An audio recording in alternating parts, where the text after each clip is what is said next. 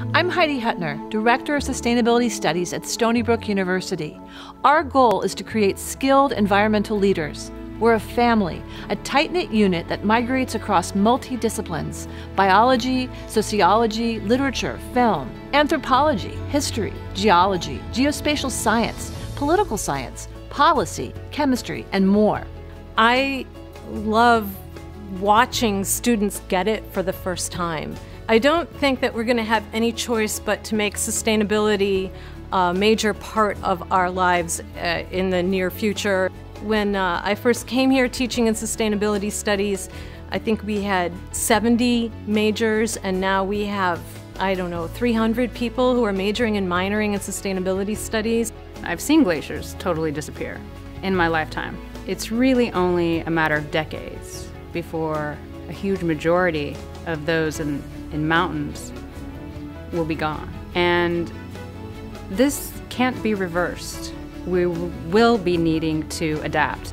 Those that depend on glacier water runoff, for example, will be at a huge loss once those systems completely disappear. Over the next 30 years, 75% of what you see in the built environment around you in the United States will be either torn down and rebuilt or renovated beyond recognition.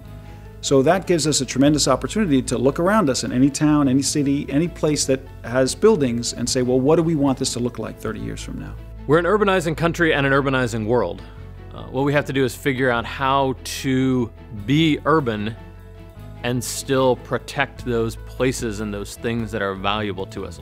I study cities everywhere, mostly in the United States. I'm doing some comparative work right now, for instance, comparing our response in New York to Hurricane Sandy, comparing it to the response to the Fukushima earthquake. But we also talk about a lot of cities in Europe particularly, but also in South America and Central America that are really doing amazing things to advance sustainability that most American cities haven't even thought about yet. Sustainability requires a scientific understanding of our environment. It requires urban planners, it requires policy folk, it requires people who understand anthropology.